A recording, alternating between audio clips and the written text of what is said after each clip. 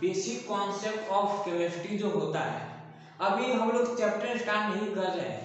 जो स्टार्टिंग का इंट्रोडक्शन होता है उसके बारे में हम लोग बात हम कर रहे हैं, और आप लोगों को हम बताए हुए हैं कि सिलेबस स्टार्ट होने से पहले केमिस्ट्री का इंट्रोडक्शन हम लोग जानेंगे, उसके बाद सिलेबस हम स्टार्ट करेंगे। इंट्रोडक्शन के अंतर्गत आप लोग अगर इनिशियल स्टेट स्ट्रॉन्ग नहीं, आपको उतना अच्छा इसके बारे में जानकारी नहीं है, तो इससे जान जाएंगे, फिर आगे जो भी आएगा सिलेबस में वो आप लोग के लिए इजी हो जाएगा। अगर ये सब नहीं जानेंगे, इससे कुछ इंपॉर्टेंट टॉपिक्स हम आप लोग बताएंगे, अगर वो सब नहीं जानेंगे इंट्रोडक्शन में, तो फिर आप लोगों को जब सिलेबस हम बताएंगे तो वहां बहुत सारी कंफ्यूजन होंगे आपके पास।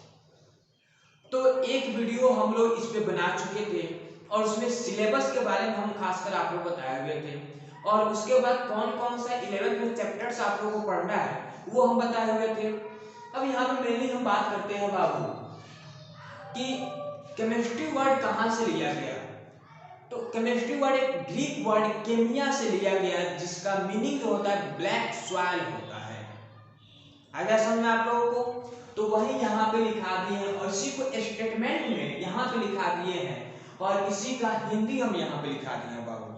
इसका मतलब जो सीबीएसई वाले होंगे अपना इंग्लिश नोट करेंगे केवल, और जो बिहार बोर्ड वाले हैं वो इंग्लिश और हिंदी दोनों नोट करेंगे, उनके लिए अच्छा रहेगा, उनका इंग्लिश भी स्ट्रॉन्ग होते जाएगा। तो अब यहाँ पे हम लोग जानेंगे फादर ऑफ केमिस्ट्री।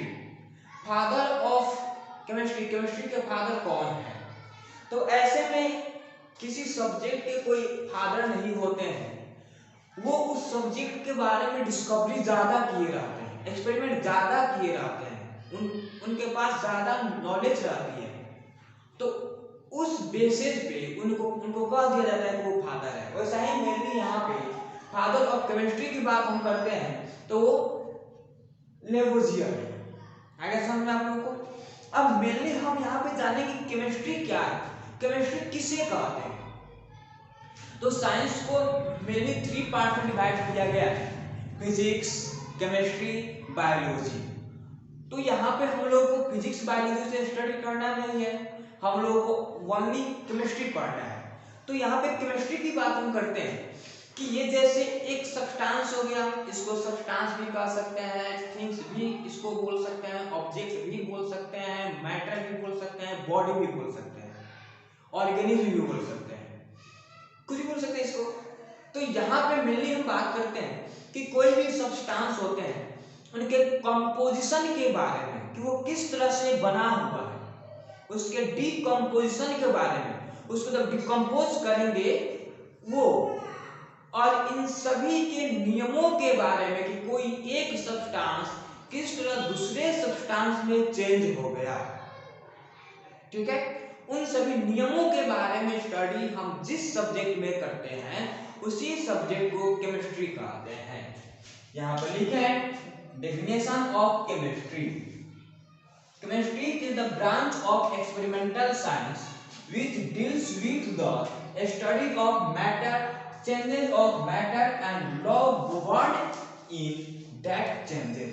इसका मतलब होता है कि केमिस्ट्री एक्सपेरिमेंटल साइंस की वैसी शाखा है जिसके अंतर्गत हम किसी भी सब्सटेंस का चेंज, और चेंज जिस नियम को संचालित करती है, जिस नियम से होती है चेंजेस, उसके बारे में अध्ययन करते हैं। इतना समझ में आ गया? कुछ एग्जांपल देखते हैं यहाँ पे, जैसे एग्जांपल में देख लेते हैं, ये हो गया सी।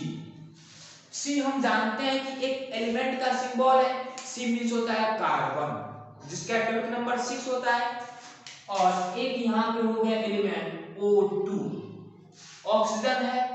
अब यहाँ पे C और O2 को आपस में मिला दिए तो एक सब्सटेंस बन गया CO2।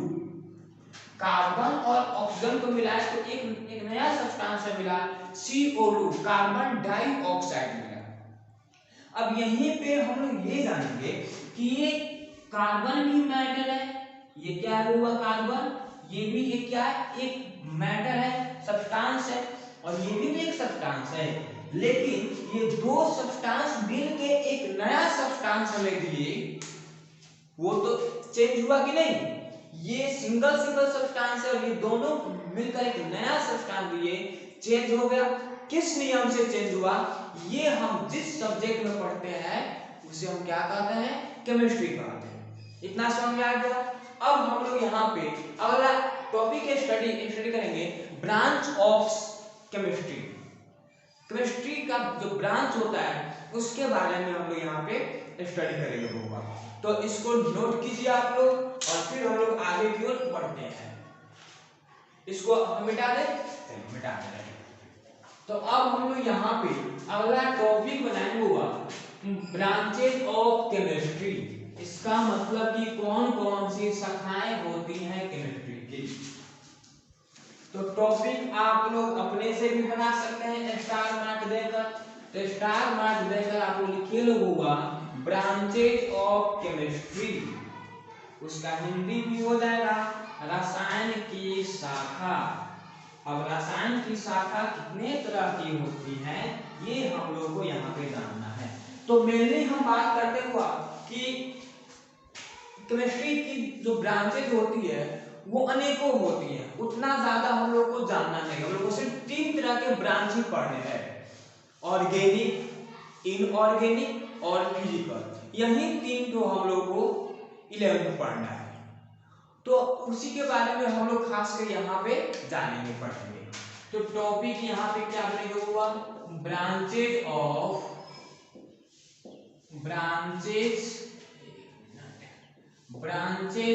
केमिस्ट्री। यहाँ पे क्या टॉपिक बनाया गया, ब्रांचेज ऑफ केमिस्ट्री, रसायन की शाखा, रसायन की शाखा। तो इसके बहुत सारे होते हैं ब्रांच, लेकिन उतना हम लोग नहीं पढ़ेंगे। 3 हम लोगों को पढ़ना है तो उतना ही यहाँ पे हम लिखेंगे। तो यहाँ पे कैसे लिखा जाए, आइए चलिए। तो यहाँ पे लिखेंगे देयर आर फॉलोइंग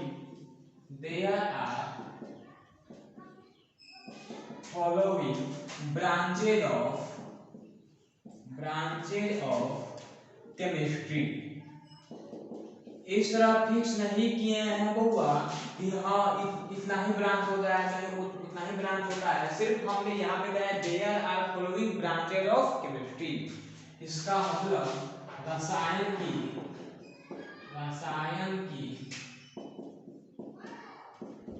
शाखा निम्नलिखित है। क्या हुआ, निम्नलिखित है।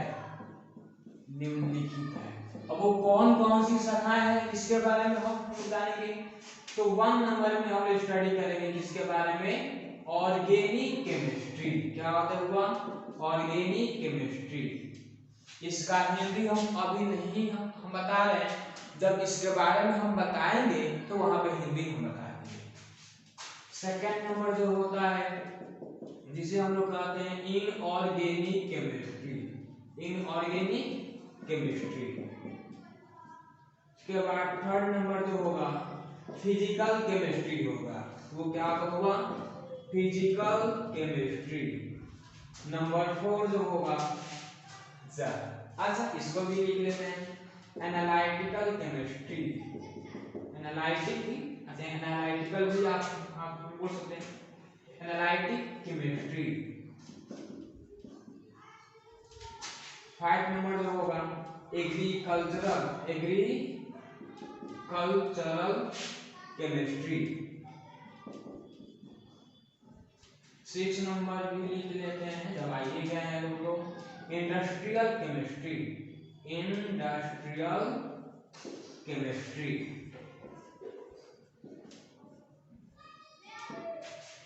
तो इतना हो गया हुआ। तो इस तरह से हम लोगों ने 6 ब्रांचेज ऑफ केमिस्ट्री, इसका नाम हमने यहाँ पे जाना।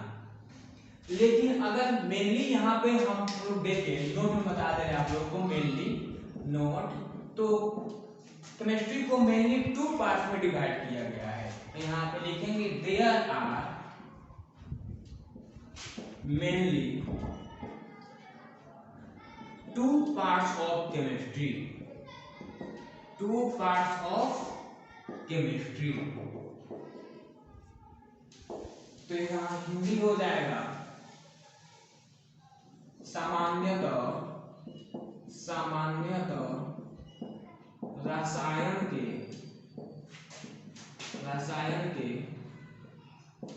दो भाग या दो भेद होते हैं। अब वो कौन कौन सा होते हैं, तो यहाँ पे आप लोग बता दे रहे हैं कि केमिस्ट्री जो होता है मेनली टू पार्ट में डिवाइड यहाँ पे किया गया है। एक होता है प्योर केमिस्ट्री, क्या होगा प्योर केमिस्ट्री, और दूसरा जो होता है उसे हम लोग क्या कहते हैं इम्प्योर केमिस्ट्री। क्या कहते हैं बाबू, इम्प्योर केमिस्ट्री कहते हैं। अब इसी प्योर केमिस्ट्री और इम्प्योर में यहाँ पे डिवाइड किया गया है। जो ऊपर का 1 to 3 जो है इसको प्योर कहा गया और रेस्ट जो है उसको इम्प्योर कहा गया। तो इम्प्योर में एक और इंक्रीज हम यहाँ पे कर दे रहे हैं, एक और होता है बायो केमिस्ट्री भी कहते हैं, होगा बायो केमिस्ट्री भी होता है। अब यहाँ पे हम प्योर केमिस्ट्री के बारे में जानेंगे। प्योर जो होता है इसको 3 पार्ट्स में डिवाइड किया गया है। नंबर 1 ऑर्गेनिक, जो आप लोग बताए हुए हैं ऑर्गेनिक केमिस्ट्री आएगा समझ में। नंबर 2 जो है वो हुआ उसको हम लोग क्या कह देंगे इनऑर्गेनिक केमिस्ट्री हो जाएगा। नंबर 3 जो है ये हो जाएगा क्या फिजिकल केमिस्ट्री हो जाएगा, आएगा समझ में। अब इम्प्योर केमिस्ट्री की बात हम करते हैं तो इसको भी कुछ पार्ट्स में डिवाइड यहाँ पे किया गया है। तो 1 नंबर में हम लोग यहाँ पे क्या लिख लेते हैं एनालिटिक केमिस्ट्री। नंबर 2 जो हो जाएगा वो हो जाएगा एग्रीकल्चरल केमिस्ट्री हो जाएगा। नंबर 3 की बात करते हैं तो ये इंडस्ट्रियल केमिस्ट्री लिख लीजिए यहाँ पे, क्या हुआ इंडस्ट्रियल केमिस्ट्री। नंबर 4 की बात हम करते हैं तो इसमें आ जाएगा बायो केमिस्ट्री हो जाएगा, केमिस्ट्री। अगर 5 की बात होता है तो फार्मा केमिस्ट्री हो जाएगा। ऐसे बहुत सारे टाइप्स होते हैं तो उतना हम लोग को नहीं जानना है, सिर्फ हम प्योर केमिस्ट्री ही पढ़ना है। ऑर्गेनिक, इनऑर्गेनिक और फिजिकल के बारे में स्टडी करना है। तो इतना आप लोग नोट कीजिए लोग, फिर हम एक एक करके आगे इन तीनों के बारे में स्टडी करेंगे। तो हम लोग यहाँ पे केमिस्ट्री की जो ब्रांचेस थी उसके बारे में तो वहां पे लिख चुके थे। अब यहाँ पे अगले स्टेप में हम लोग उन सभी ब्रांचों के बारे में स्टडी करेंगे। हम आप लोगों को बताए थे कि प्योर केमिस्ट्री जो है उसमें 3 तरह केमिस्ट्री आते हैं। एक होता है ऑर्गेनिक, दूसरा inorganic and 3rd is physical. तो इन तीनों के बारे में हम लोग को स्टडी करना है। तो एक एक करके हम ये सभी स्टडी करना स्टार्ट कर रहे हैं। तो सबसे पहले हम लोग फिजिकल केमिस्ट्री के बारे में स्टडी करेंगे। फिजिकल केमिस्ट्री का हिंदी होता है भौतिकी रसायन। अब ये भौतिकी रसायन जो होता है फिजिकल केमिस्ट्री का इंग्लिश होता है, उसके अंतर्गत हम किन किन थिंग्स के बारे में स्टडी करेंगे ये जानना है। तो यहाँ पे हम लिखे हुए हैं we study in this branch of chemistry rule and theory of physical of chemical reaction। इसका मतलब होता है इस शाखा के अंतर्गत हम रासायनिक अभिक्रिया के भौतिक नियमों एवं सिद्धांतों का अध्ययन करेंगे। इसका मतलब होता है कि आप लोग जितना भी रिएक्शन जानते हैं A7, 8, 9, 10 में स्टडी किए हैं, जितना भी रिएक्शन उनका भी अपना नियम होता है, रूल होता है, थ्योरी होता है। उसी रूल और थ्योरी के बारे में हम लोग फिजिकल केमिस्ट्री में स्टडी करते हैं। एग्जांपल में एसिड, बेस एंड सॉल्ट में हम आप लोगों को बताए हुए थे when acids reacts with base they form salt and water. इसका मतलब जब एसिड बेस के साथ अभिक्रिया करता है, रिएक्शन जब करता है तो सॉल्ट और वाटर का फॉर्मेशन करता है, यह रूल हो गया।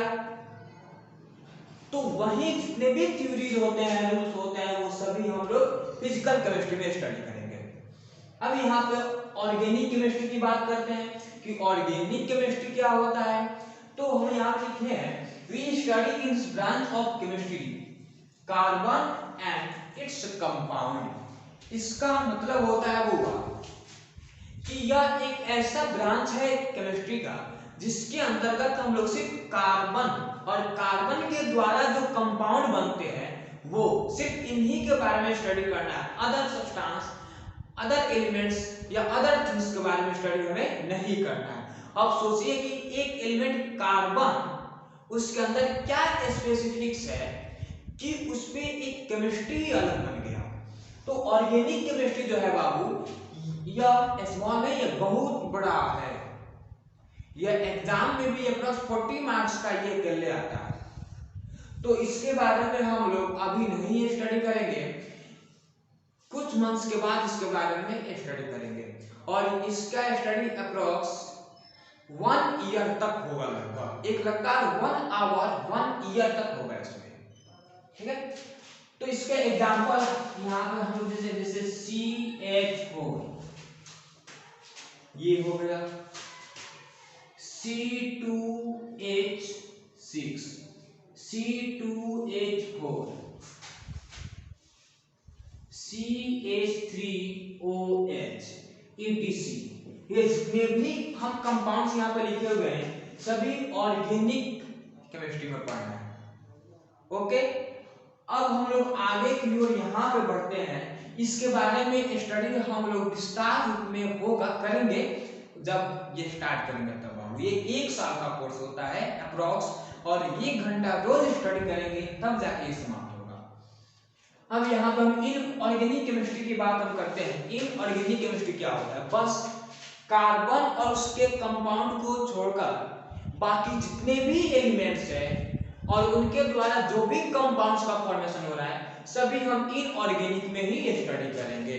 एग्जांपल के रूप में यहाँ पे से HCl हो गया, हाइड्रोक्लोरिक एसिड हो गया, H2SO4 हो गया, PbNO3 हो गया, PbNO3 का होल ट्वाइस हो गया, Fe2O3 हो गया, NaOH हो गया, CaOH का होल ट्वाइस हो गया, etc।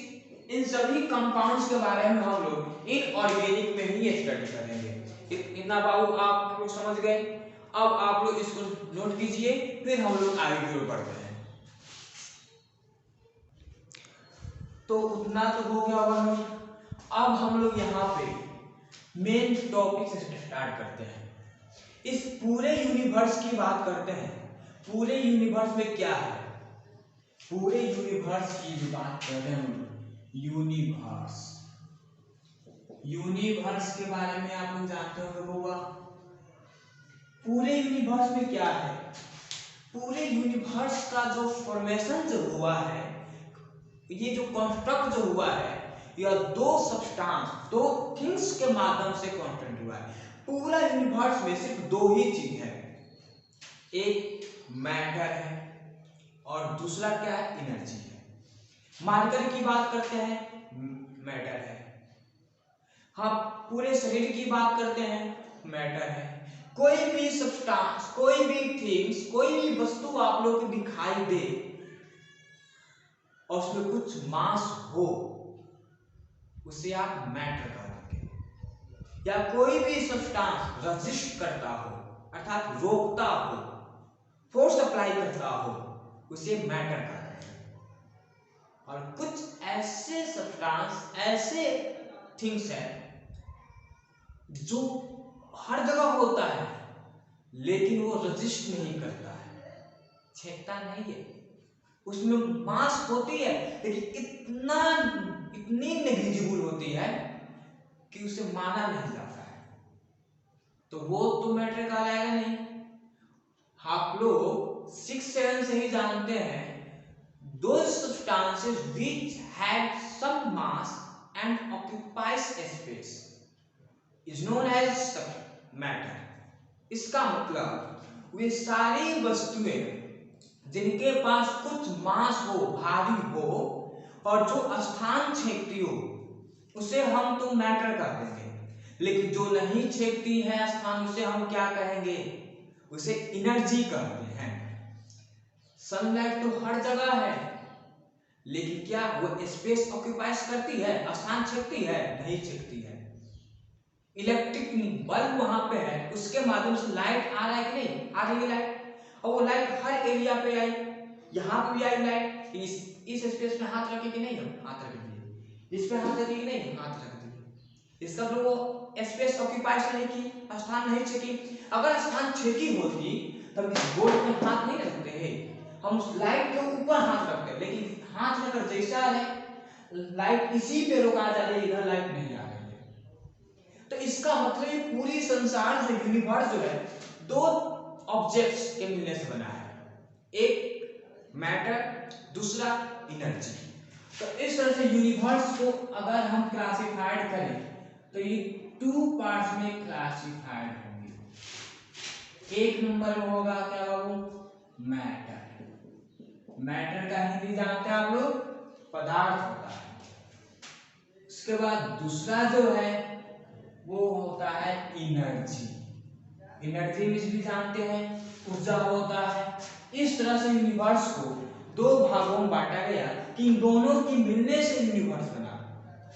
और यहाँ पे एनर्जी जो है, एनर्जी को 2 पार्ट्स में मेनली यहाँ पे डिवाइड किया गया है।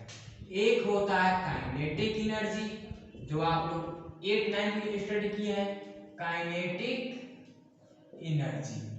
और एक होता है पोटेंशियल एनर्जी, पोटेंशियल एनर्जी। तो हमें एनर्जी के बारे में यहाँ पे नहीं पढ़ना है, वो आप लोगों को फिजिक्स में मिल जाएगा। हम लोग यहाँ पे मेनली मैटर के बारे में स्टडी करना है। अब इस मैटर का जो क्लासिफिकेशन है 2 बेसिस पे किया गया है, एक फिजिकल क्लासिफिकेशन और एक केमिकल क्लासिफिकेशन। तो इस मैटर को मेनली 2 पार्ट्स में डिवाइड किया गया है।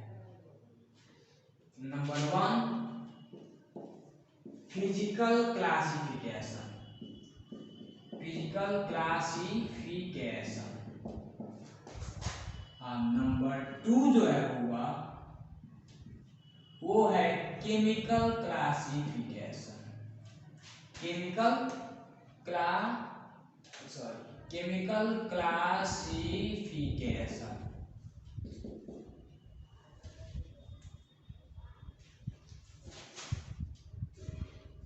Chemical classification.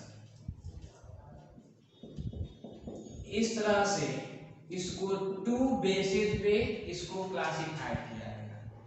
फिजिकल क्लासिफिकेशन है बाबू, जो आप लोग जानते हैं कि इसको मेनली हम लोग 3 पार्ट्स में ही जानते हैं।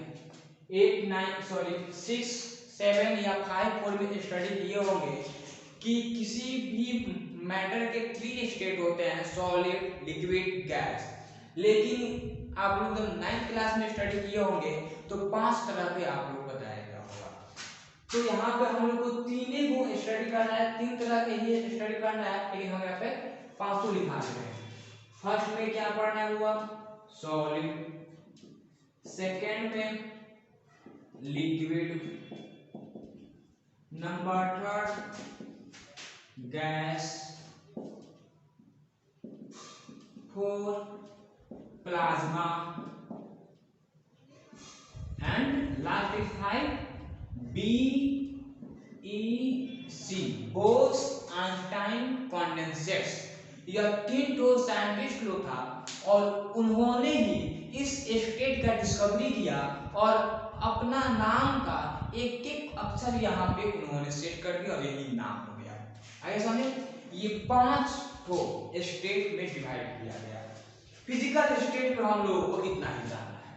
अब यहाँ पे हम स्टडी करेंगे केमिकल क्लासिफिकेशन के बारे में। तो केमिकल क्लासिफिकेशन को यहाँ पे 2 पार्ट्स में डिवाइड किया गया। कितने पार्ट हुआ? 2 पार्ट्स में। एक जो है उसको यहाँ पे प्योर मैटर कहा गया, प्योर मैटर। इसका मतलब कि केमिकल के माध्यम से, केमिकल के बेस पे मैटर को 2 पार्ट में डिवाइड किया गया। एक प्योर मैटर और दूसरा जो है उसको कहा गया इम्प्योर मैटर। इम्प्योर मैटर इस तरह से हो गया। अब यहाँ पे प्योर मैटर को भी डिवाइड किया गया। अब प्योर मैटर जो है उसको डिवाइड होने के बाद ये देखा गया कि ये दो तरह के हो गए, एक तो एलिमेंट कहा गया और एक को कहा गया क्या, कंपाउंड कहा गया। तो प्योर मैटर को बाबू टू पार्ट में डिवाइड किया गया। नंबर 1 एलिमेंट्स, क्या एलिमेंट्स, और 2 नंबर हुआ जो होता है जिसको हम लोग कहते हैं कंपाउंड्स। हो गया। अब यहाँ पे इम्प्योर मैटर की बात करते हैं तो इम्प्योर को ही क्या कहा जाता है, इम्प्योर को ही कहा जाता है हुआ क्या, मिक्सचर कहा जाता है। इम्प्योर मैटर को हम लोग क्या कहते हैं, मिक्सचर कहते हैं। शुद्ध और अशुद्ध उसी को मिश्रण कहा जाता है हिंदी में। इम्प्योर को 2 पार्ट्स में डिवाइड किया गया। नंबर 1 होमोजेनियस, 1 को क्या कहा गया हुआ, होमोजेनियस।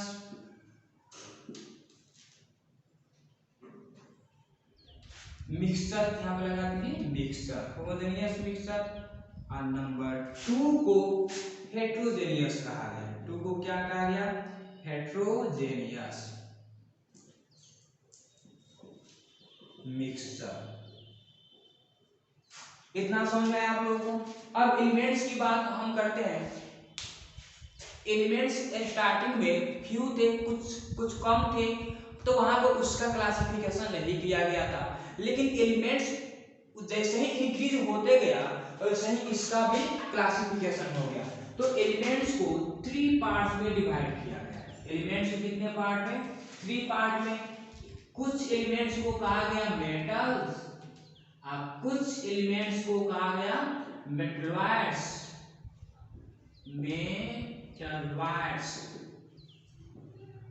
कुछ को कहा गया क्या हुआ, नंबर 3 में नॉन मेटल।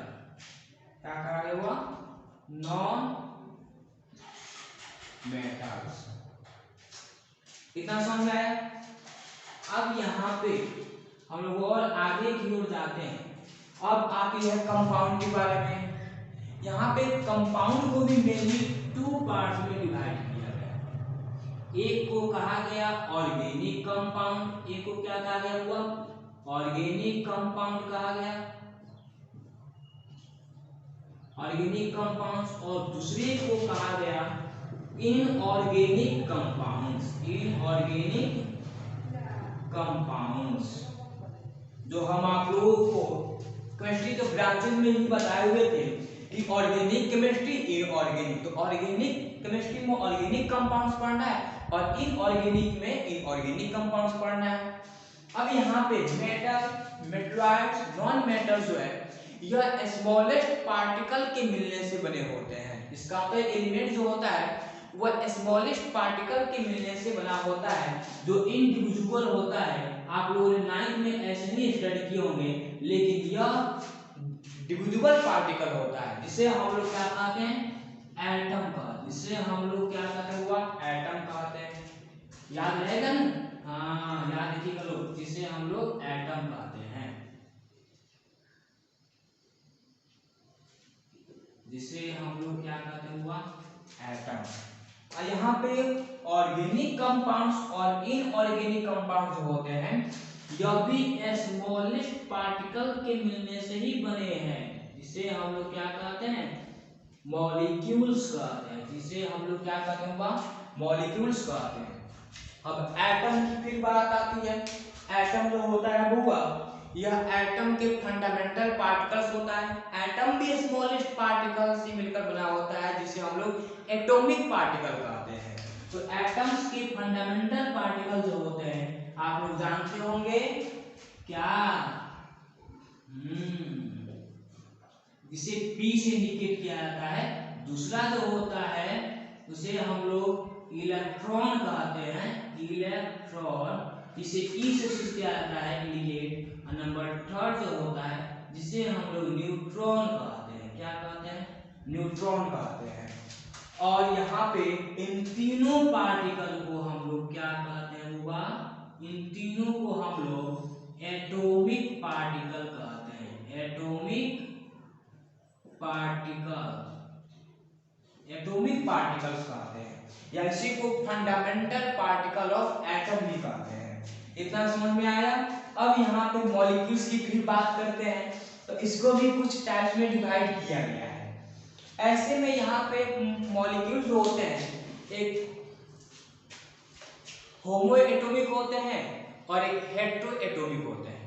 लेकिन उसके फॉर्म की बात हम करें तो मोनो एटॉमिक होते हैं ऐसे। तो उसके एटम पे डिपेंड करता है, उसका एटमोसिटी जो होता है, इसका मतलब नंबर ऑफ एटम्स पे डिपेंड करता है। ठीक है, तो यहाँ पे इसको टू टाइप्स में बांटा गया। एक को कहा गया नंबर 1 होमो, क्या कहा गया हुआ, होमो एटॉमिक मॉलिक्यूल्स, और दूसरे को कहा गया हेटेरो एटॉमिक मॉलिक्यूल्स कहा गया। क्या कहा गया, मॉलिक्यूल्स कहा गया। आ गया समझ में। होमो एटॉमिक मींस होता है जो एक ही तरह के एटम्स के कॉम्बिनेशन से बना होता है, जैसे H2O2। H2 मतलब हाइड्रोजन ग्रुप है उसमें, तो वो H2 जो होगा होमो एटॉमिक हो जाएगा। O2 ऑक्सीजन की संख्या 2 है उसमें O2, तो उसे हम लोग होमो एटॉमिक हम कहेंगे। S8 सल्फर मॉलिक्यूल्स, उसमें सल्फर एटम्स की नंबर कितना है, 8 है, तो होमो एटॉमिक हो जाएगा।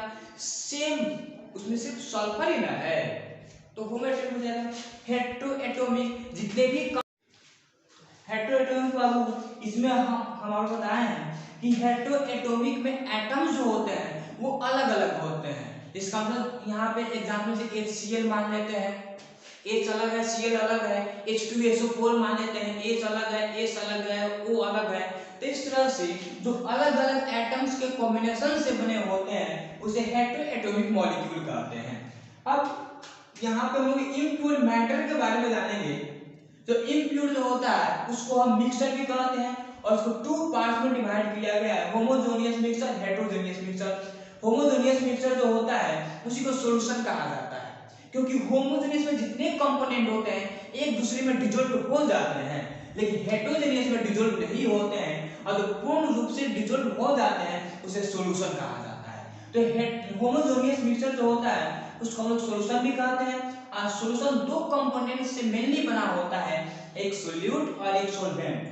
तो जिस सॉल्यूशन में सोल्यूट और सॉल्वेंट ये दोनों मिले होते हैं उसे बाइनरी सॉल्यूशन कहा जाता है। इतना आप लोग बाबू समझ गए। अब मेनली यहाँ पे जो हम आप लोगों को इंट्रोडक्शन ऑफ केमिस्ट्री पढ़ा रहे हैं वो आप लोगों के लिए बहुत इंपॉर्टेंट है, वो आप लोगों के लिए क्या है, बहुत इंपॉर्टेंट है। और यहाँ पे इसके बाद ही हम स्टार्ट करेंगे some basic concept of chemistry, 11th का पहला केमिस्ट्री का चैप्टर, जिसमें सिर्फ आप लोगों को 8, 9, 10th का बेसिक कॉन्सेप्ट ही दिया होगा, उसमें कुछ उससे भी अधिक दिया है। तो यहाँ पे अगर 8, 9, 10th आप लोग अच्छा से नहीं स्टडी किए होंगे तो फिर वो आप लोग को समझ में आएगा नहीं। और उसी समस्या को दूर करने के लिए यहाँ पे हम आप लोगों को बेसिक बता रहे हैं, इंट्रोडक्शन बता रहे हैं। तो इंट्रोडक्शन स्टडी अच्छा से करना बहुत ही इंपॉर्टेंट है आप लोग के लिए। पहला चैप्टर जो है some basic concept of chemistry वो इतना इंपॉर्टेंट है कि जब तक केमिस्ट्री पढ़ेंगे आप लोग लाइफ में तब तक वो काम आएगा आप लोगों के। तो किसी भी क्लास का पहला चैप्टर इतना इंपॉर्टेंट होता है कि होल लाइफ भर काम आता है वो। वैसे ही some basic concept of chemistry इतना इंपॉर्टेंट है कि 1 क्लास से 10th क्लास तक जितना साइंस स्टडी की है केमिस्ट्री में सारा वही पढ़ना है, लेकिन थोड़ा सा अधिक पढ़ना है, न्यूमेरिकल्स भी बहुत मिलेगा उसमें। तो हम एक एक सारे न्यूमेरिकल्स हम बनवाएंगे आप लोगों से, लेकिन इंट्रोडक्शन का फेयर कॉपी पतला बनाइएगा लोग और उसी में इसको कीजिएगा लोग। अभी अप्रॉक्स 3 वीडियो के आसपास हम और इंट्रोडक्शन के बारे में हम बताएंगे और उसको आप लोग उसी कॉपी में नोट कीजिएगा। जब पहला chapter some basic concept of chemistry start करेंगे तो उसमें जो है आप लोग दूसरे कॉपी में इतना मोटा का कॉपी लेकर उसमें उसको बनाएगा। ओके बाबू, तो इस तरह से यूनिवर्स का क्लासिफिकेशन हम लोग समाप्त किए। किसका क्लासिफिकेशन? यूनिवर्स का क्लासिफिकेशन समाप्त किए और ये हमारा एक टॉपिक समाप्त हुआ। इसके बाद फिर हम लोग आगे स्टडी करेंगे। इसको नोट कीजिए खूब आप लोग।